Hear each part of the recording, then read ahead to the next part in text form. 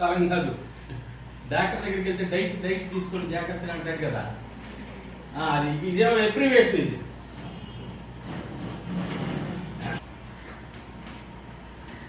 Capital letters అన్నమాట. ఎప్రివేషన్ ఉన్నాయా మీకు? వీటిలో 10th క్లాస్ ఎప్రివేషన్స్ ఉన్నాయా? ఏదో ఒకటి ఉందా? మోడల్ పేపర్ లో ఇచ్చాడు, యునైటెడ్ నేషన్స్. అలా ఉండాలి ఫింగర్ టిప్స్ మీద. దాన్ని ఫింగర్ టిప్స్ అంటారు.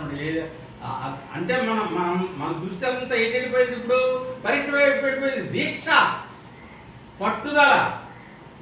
ఈ పరీక్షలు అయ్యే వరకు మిగతా విషయాలు ఏమవద్దు.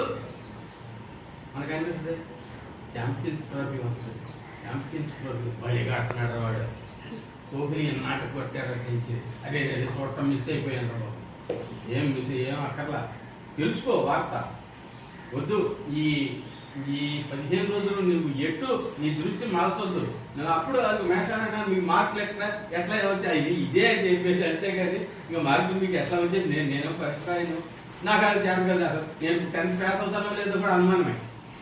ఎందుకని ఎప్పుడో ఒకసారి చేసాం. ఇప్పుడు అంతా సబ్జెక్టులన్నీ మారిపోయి టుడేస్ సబ్జెక్ట్ చాలా డిఫరెంట్గా ఉందన్నమాట.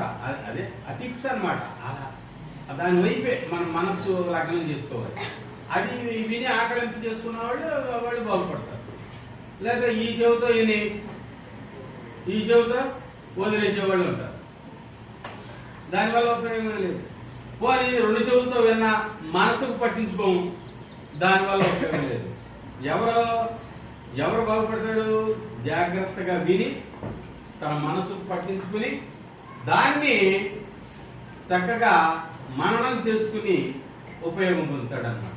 అందువల్ల అన్నిటికంటే అతి ముఖ్యమైనది ఏంటో తెలుసా? వినడం. Listening is the stepping stone of learning.